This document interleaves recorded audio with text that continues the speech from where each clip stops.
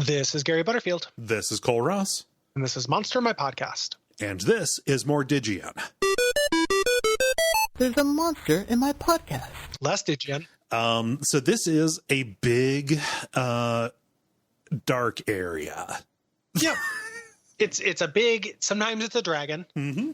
Sometimes it's a big demonic giant with an eyeless head and a limbless body, which I think Clark Ashton Smith thought was scarier than it actually is. Like Big Torso. Yeah. Cool. I'm less scared of Big Black Torso than Clark Ashton Smith was. BBTs. Yeah. But this is pretty neat. This is like a death god. Mm-hmm. The carnal god. Yeah.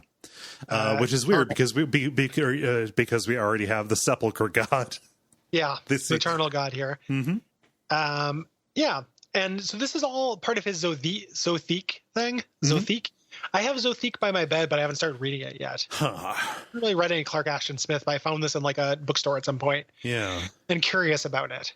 This does not really entreat me to. Like, this does not seem like make me want to read it. So I know that Zothique is a lost continent, but what's the conceit of that?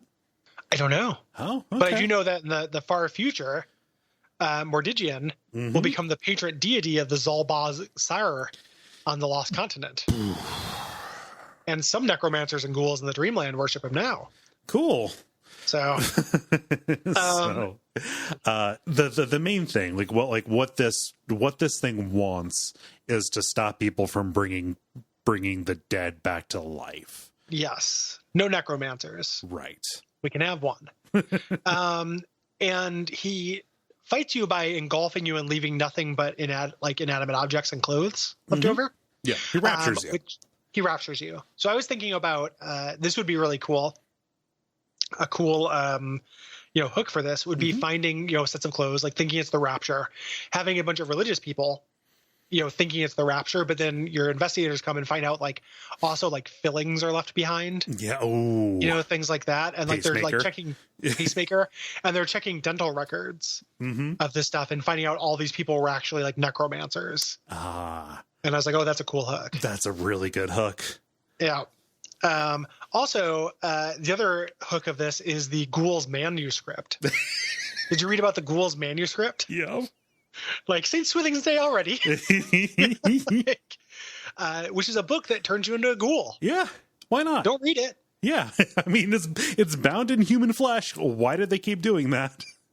There's all this stuff about it when you read about the Ghoul's manuscript in this little call-out box. It's skimming it is okay. Yeah, yeah. And I was like, that's very funny. The idea that if you just pick this up in a dentist office and flip through it, you read the headings, right? Yeah. But if you read the articles, no, bad. I only read the Ghoul's manuscript for the articles. Yes, must roll his power or less on a 1d100. That's ridiculous. Yeah, that's hard stuff. That's at maximum. I don't know. Depending on the Call of Cthulhu edition, but that's tough stuff. Yeah. Or turn to a fucking ghoul. Yeah, it's a bad thing. It's no joke. I mean, it's not the worst thing that can happen to you in this game. But yeah, no, you just go live in the Dreamlands, but it's not great. No. The other big thing with this guy is you can't look at him. No. He drives you blind by turning into a dragon and Big Black Torso. Mm-hmm. He assumes a form you are less comfortable with. Yeah. Yeah. Something that I love about Torso. Something I love about this, though, is you just said something I love about Torso. I know that's not what you were trying to say, but it's good. Let's all list one thing we love about Torso. I like how it holds my arms and legs on. Yeah, I like that it's where I keep my heart and lungs.